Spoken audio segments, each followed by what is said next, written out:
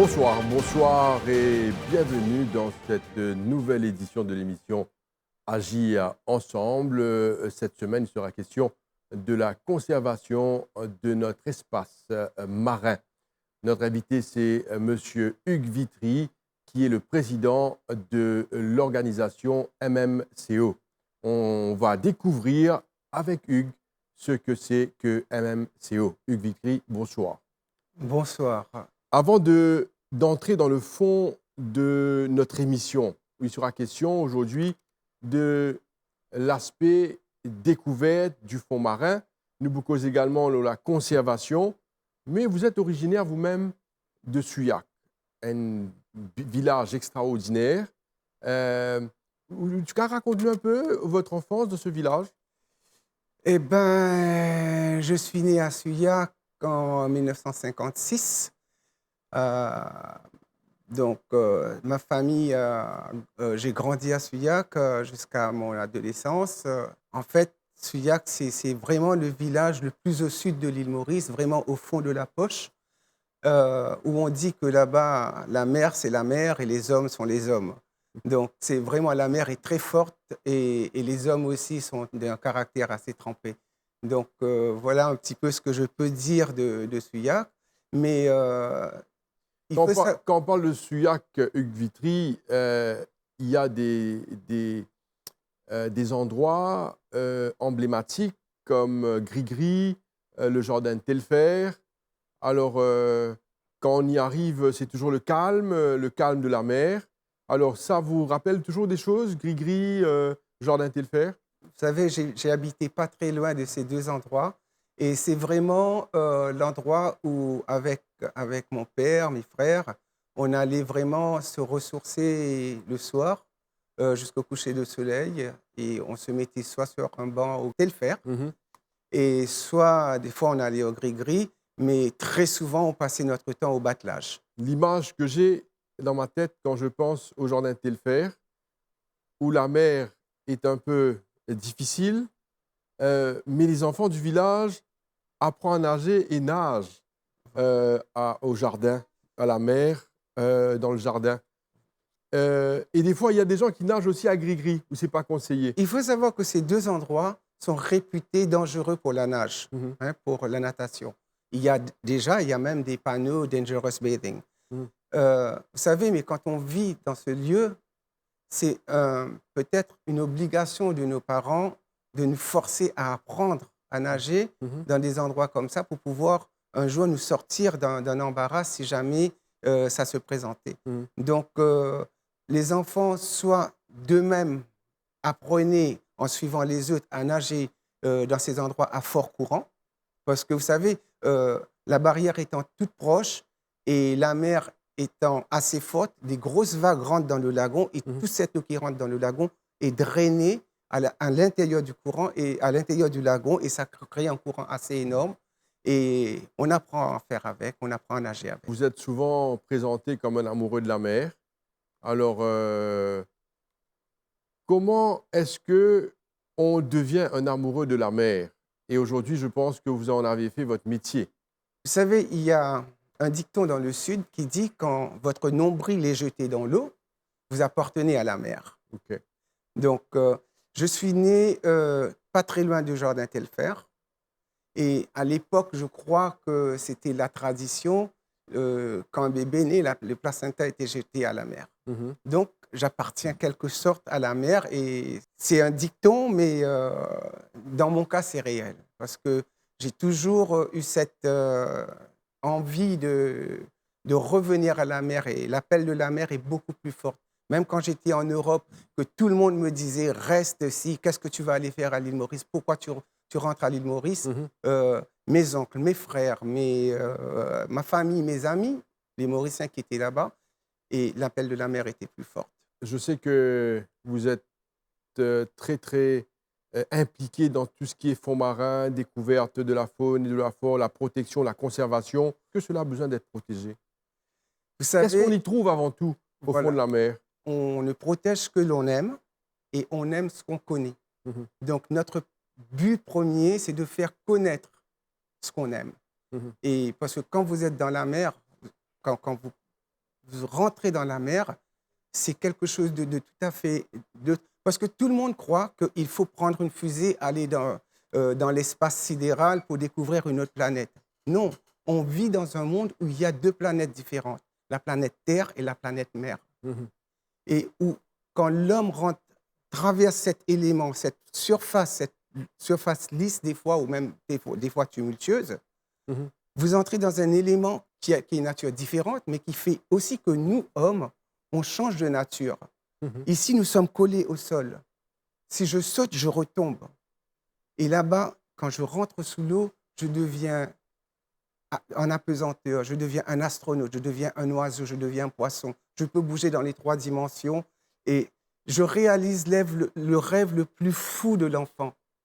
Quel enfant qui n'a pas rêvé un jour de courir et puis de se mettre à voler? Et vous volez, c'est une sensation, c'est le plus beau rêve de l'enfant. Et là, ce rêve devient réalité. Donc, et tout cela accompagné de paysages vertigineux, d'une telle beauté, de telle richesse de couleurs et des animaux qui sont là, que très souvent, nous, on considère comme de la nourriture, mais qui sont des êtres vivants avec des fois des âmes, je dirais. Parce que certains cétacés sont des animaux qui ont des âmes. Hein? Donc, on ne peut que chercher à les protéger. Vous y allez souvent, toujours, J'y vais au fond de la mer, jours. tous les jours. Tous les jours. Sauf le dimanche maintenant. Oui. Mais avant le Covid, c'était tous les jours. Alors, comment ça se passe au fond de la mer? Racontez-nous. On a envie toujours de savoir parce que les Mauriciens, beaucoup, n'ont pas découvert encore. Ce qu'on fait des fois, c'est aller peut-être dans un petit bateau avec des fonds en verre, juste pour voir un petit peu ce qu'il y a dans le lagon. Mais est-ce que vous conseillez aux Mauriciens d'aller faire l'expérience, d'aller dans la mer, en dessous de la mer? Ben, c'est un peu notre but premier. À la MMCO, maintenant, on est en partenariat avec le Club Blue Water Diving Center que je dirige. Maintenant, on va vers les écoles, on va vers la population locale. Bon, la communauté qui vit au bord de la mer, ils sont tous assez... Mais la communauté qui vit à l'intérieur de l'île est assez réfractaire à l'eau parce qu'on considère qu'il y a un gros tabou, que la mer est... Il y a un danger. Oui, il y a un danger. Effectivement, il y a un danger. Il y a un danger pour le conducteur qui ne sait pas conduire et qui prend sa moto et qui va sur l'autoroute. Il y a un danger aussi bien pour la personne qui va se mettre dans la mer un jour de fête alors qu'il ne sait pas nager. C'est exactement la même chose. Tout a besoin d'être appris, tout a besoin d'être enseigné, tout a besoin d'être maîtrisé. Donc nous, justement, avec la MMCO, on fait cette approche et on a un programme qui arrive bientôt où on va enseigner le snorkeling aux jeunes Mauriciens. Donc, on va venir avec tous ces projets, on va parler de l'association dans un moment. Mais avant cela, Hugues Vitry, une question d'actualité. Oui. On voit que très souvent, il y a des Mauriciens qui se noient, qui se noient dans le lagon. Il y a autre chose encore, on voit des Mauriciens qui se noient en mer, qui disparaissent en mer. Pourquoi cela, d'après vous? Eh ben, c'est encore... méconnaissance? Une méconnaissance de la mer. Parce qu'il y a même des gens qui croient qu'ils savent nager. En fait, ils savent flotter. Hein? Et même que ceux qui savent nager, très souvent, ils se surestiment.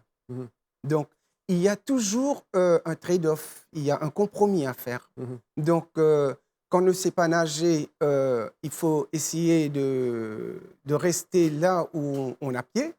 Et quand on sait nager, il ne faut pas aller au-delà des endroits qui peuvent vraiment être en dehors de notre limite physique. Hein? Et c'est très souvent le cas quand vous voyez les gens qui se noient à l'extérieur, sont des gens qui se sont surestimés.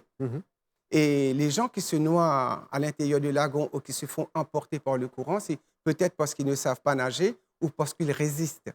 Parce que si j'ai un conseil à donner à n'importe qui, parce que vous savez, ma famille, nous avons, avant qu'il y ait les gardes-côtes à Maurice, c'est nous qui intervenions pour aller chercher les corps ou sauver les gens qui se noyaient à Pomponette.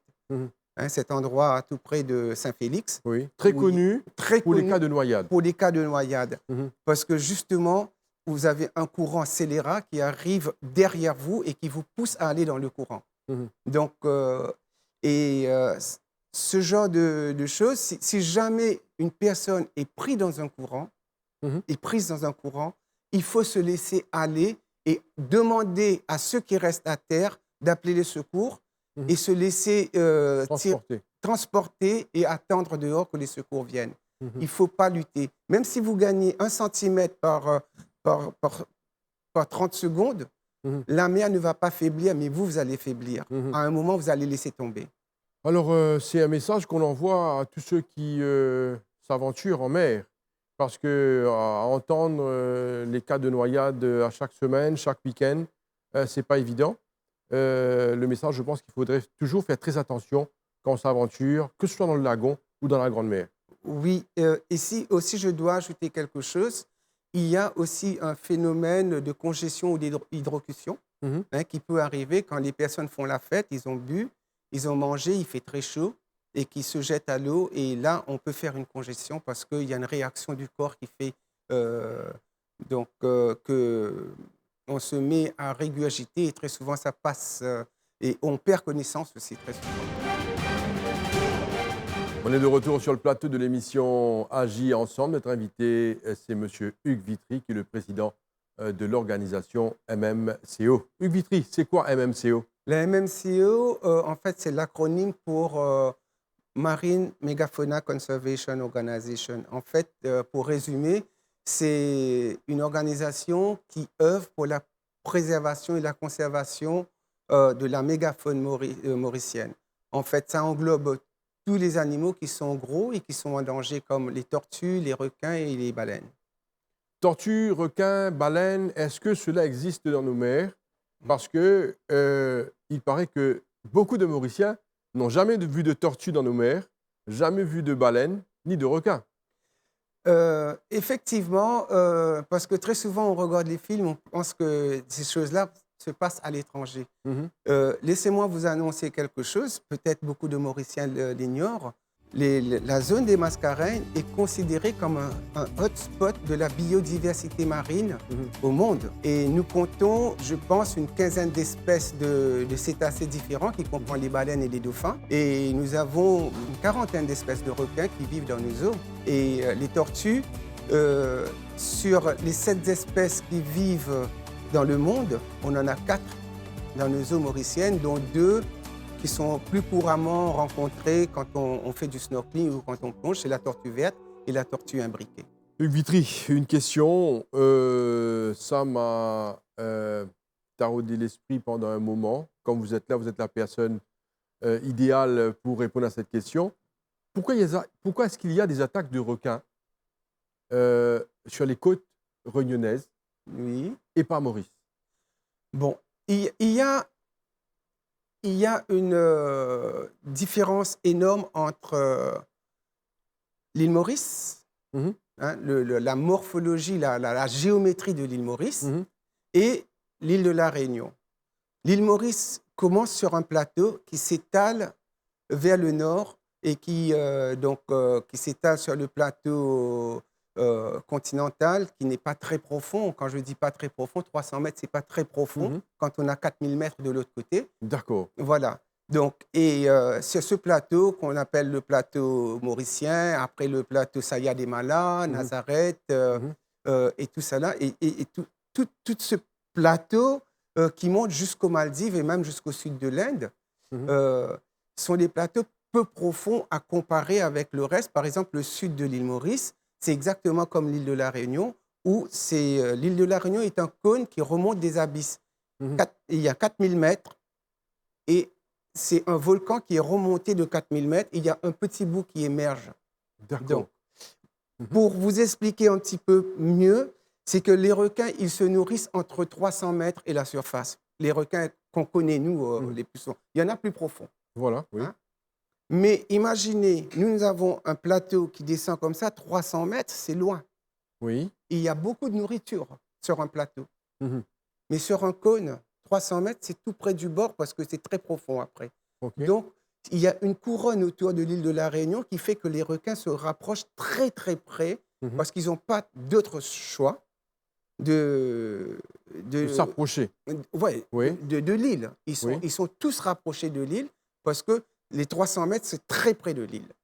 Donc, OK. vous prenez un sorbet, vous l'inversez, vous allez voir que si 4000 mètres, c'est le bas, 300 mètres, Ça devient petit en haut. ouais. OK. Donc, c'est très près. Et la circonférence aussi devient plus petit. Voilà. OK. Ça, premièrement. Et deuxièmement, il y a aussi la mentalité. Oui, Vous verrez que très peu de Réunionnais de souche oui. se font attaquer. OK. Mais par contre, des fois, on a eu même un cas où un jeune a débarqué le matin de l'avion et s'est fait attaquer l'après-midi, Pourquoi cela? alors qu'il était en train de surfer. Les requins n'aiment pas les touristes? Non, non, je ne dirais pas ça. Je dirais que la mentalité est différente. Oui. Parce que les expatriés à La Réunion sont très souvent, j'en connais beaucoup, ils viennent à La Réunion pour travailler, mais ils aiment bien faire du surf. OK. Donc, ils font du surf très tôt le matin et très tard l'après-midi. C'est exactement le moment où il ne faut pas se mettre à l'eau. Il y a eu des attaques. C'est l'heure du repas des Ouais. requins. Non, il faut savoir que le Mhm. requin se nourrit au moment où les poissons sont les moins alertes. OK. Quand ils vont aller dormir, ils se regroupent et ils cherchent un endroit pour aller se caler dans les rochers. Mhm. À ce moment-là, ils sont nombreux et ils sont dans un état de demi-somnolence. Donc, les requins en profitent. Et quand ils se réveillent, ils sont encore dans un état de demi-somnolence. Et les requins en profitent. Les D'accord. requins chassent plutôt la nuit et ils sont opportunistes de jour. Donc, OK. et de jour, par exemple, maintenant, il faut aussi comprendre que La Réunion est un pays où il y a beaucoup de ravins. Mhm. Les ravines, comme on appelle à La Réunion. Mhm. Donc, les eaux de pluie ramènent des petits animaux morts et ça attire une espèce de requin qu'on appelle le requin bulldog. Mhm. Et C'est très dangereux. c'est le requin qui détient le plus grand nombre de records d'attaques sur l'être Mhm. humain dans le monde. Mhm. Et très souvent, on attribue ces attaques injustement au grand requin blanc. Est-ce qu'il y a les requins bulldogs dans nos mers? Oui, Dans bien le zoo? sûr, on Oui. en a beaucoup. Luc Vitry, vous allez venir pour une autre émission. On va parler plus longtemps, plus longuement. Là, on va parler de l'association, de la Oui. conservation. On y retourne. Allez-y, dites-nous. Comment faire pour protéger nos lagons? Pas nos lagons, mais nos mers, le fond marin. Il faut savoir qu'on tient un héritage qui ne date pas d'aujourd'hui. Mhm.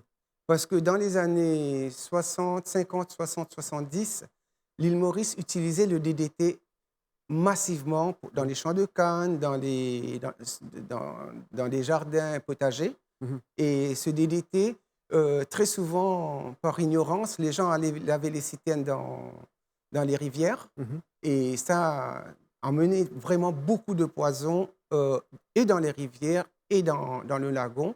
Et ce poison-là reste pendant plusieurs années. D'accord. À ceci vient se rajouter une mauvaise gestion des années précédentes. Aujourd'hui, nous avons quand même le tout à l'égout qui est installé partout, mais avant, tout était rejeté dans l'eau. Mhm. Et automatiquement, nous avons une pollution qui s'est déclenchée. Les usines textiles aussi ont eu leur part Mhm. à une certaine période. Mhm. Et maintenant, bien sûr, le monde évolue, on n'apprend pas ses erreurs. Les autorités essayent de corriger à droite et à gauche pour essayer d'emmener des plans de redressement. Aujourd'hui, le motto, le leitmotiv du gouvernement, c'est protéger, protéger, protéger. Mhm. Hugues Vitry, c'est un projet, la conservation. C'est pas simple parce que il faut être connaisseur, il faut connaître le fond marin.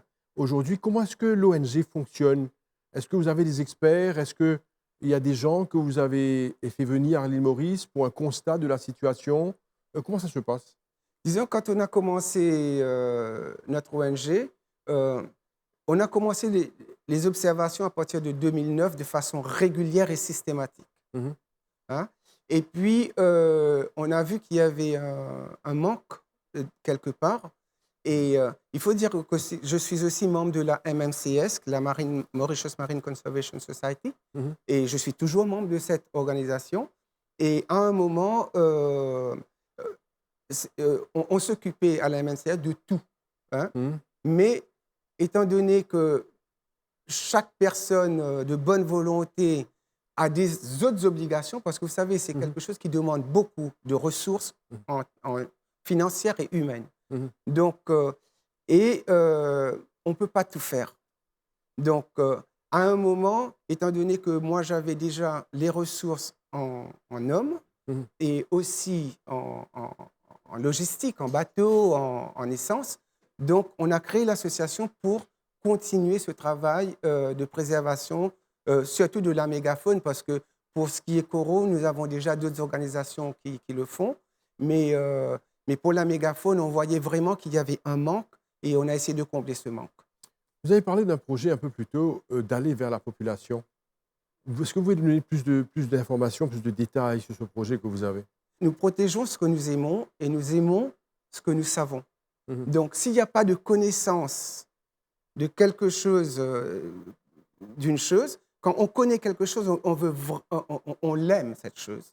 Et quand on l'aime, on veut vraiment le protéger. Donc, pour connaître, il faut enseigner. Et donc, nous sommes là, nous dispensons, nous allons vers la communauté locale et nous allons vers les écoles pour montrer un peu la richesse des fonds marins et la fragilité des fonds marins. Parce que c'est vraiment assez fragile. Vous savez, à un moment, quand on demande à n'importe qui, la mer, c'est comment? Ils disent qu'il y a des poissons qui passent et qui n'arrêtent pas de passer. Il suffit de prendre. Mais ce qu'ils ne comprennent pas, c'est que les poissons sont comme dans des villes, dans les villages. Ils ont leur place, ils vivent là. Vous les enlevez, ça reste vide jusqu'à ce qu'il y ait une autre génération qui va peut-être venir prendre la place, ou c'est peut-être pas la même espèce. Vous avez parlé de cétacés, vous avez parlé de tortues de mer et d'autres espèces qu'il y a dans nos mers. Comment faire pour voir ces gros poissons, ces animaux de la mer? Comment faire? Nous étudions les poissons et aussi les mammifères marins. Donc, le requin, c'est un poisson, les baleines sont des mammifères marins. Donc, nous avons... il est vrai qu'à Maurice, aujourd'hui, si on demande à un Mauricien sur la rue, allez, on va voir les requins, ils vont vous dire non, non, non, non, non, non, parce que je vais me faire manger. Mais en fait, des 500 espèces de requins qui existent, il y en a 7 potentiellement qui sont dangereux pour l'homme. Et donc, c'est vraiment une psychose qui n'est pas tout à fait justifiée. Bon. Mais après, nous avons les tortues. Et les tortues, vous pouvez simplement, avec des palmes, masques et tubas, vous pouvez aller, par exemple, il y a des endroits vers le Morne, vers la Pointe-aux-Feuilles, vers Troubiche, où, depuis le lagon, vous rencontrez, et même à Blue Bay, vous rencontrez des tortues dans le lagon qui sont en train d'évoluer en toute quiétude, qui mangent et qui continuent leur vie. Je sais qu'il y en a 2 ou 3 à Pérébert aussi. D'accord. On termine l'émission dans 2 petites minutes de Vitry, malheureusement, parce qu'on veut encore découvrir ce monde marin. Mais dites-nous, quel est le message que vous avez à faire passer, que l'organisation a à faire passer à tous les Mauriciens? Le message qu'on veut faire passer aux Mauriciens, c'est d'apprendre, de connaître. De connaître afin de mieux préserver. Parce que si on ne connaît pas, on ne préserve pas. Et aussi à ceux qui sont déjà sur le terrain, de respecter la législation locale. Parce qu'en ce moment, nous voyons que malheureusement, il y a une législation qui est en place, mais il y a des opérateurs peu scrupuleux qui mettent la vie des touristes et la vie des certains Mauriciens en danger en les emmenant au large, se mettre à l'eau avec les cachalots, avec les baleines, ne sachant pas que ces personnes-là, très souvent, ils n'ont pas de palme. On ne sait pas quelles sont leurs qualifications de natation. Ils peuvent être sujets à des crampes. Il peut y avoir des requins dangereux aussi au large. Parce que je vous ai dit qu'il y a cette espèce de requins dangereux. Et il y en a qui vivent au large. Donc, ça peut emmener une catastrophe. Donc, je demande instamment à tous ces opérateurs, si on fait une activité touristique respectueuse et soutenable, durable, ça profitera à tout le monde et il n'y aura pas Mhm. de balancement. Et c'est vraiment, il y a une grosse économie, il y a des grosses ressources financières à faire profiter au pays. Hugues Vitry, comment faire pour entrer en contact avec Marine Megafauna Conservative Organization? Est-ce que vous avez une page On a Facebook? une, on a une page Instagram, on a Oui. une page Facebook et après, on a aussi un email qui est info@Marine Megafauna Conservation Organization, mais on va essayer de faire raccourcir le nom parce que Mhm. c'est trop long à écrire. D'accord. Est-ce que, par exemple, s'il y a des gens là qui suivent l'émission, je sais qu'ils vont nous appeler pour chercher votre numéro de téléphone. D'ailleurs, on va l'afficher avec votre permission. Est-ce qu'ils peuvent vous contacter pour des peut-être petites conférences est-ce que c'est possible de contacter l'organisation? Justement, c'est un peu notre mission, c'est d'aller vers d'autres personnes, d'autres groupes, les écoles, l'université. On s'ouvre aussi aux universités. On a des programmes qui sont adaptés pour les enfants, Mhm. pour les adolescents, pour les adultes, pour la communauté locale et aussi pour les universitaires. Hugues Vitry, merci beaucoup. Merci. Merci de cette magnifique découverte. Et ce qu'on peut vous souhaiter, c'est de continuer ce magnifique travail de protection de notre environnement marin. Merci à vous, Josiane. Et voilà, nous sommes arrivés à la fin de l'émission Agir ensemble pour cette semaine. Merci de rester fidèles, merci de nous suivre. On va vous souhaiter une très très bonne soirée. Au revoir.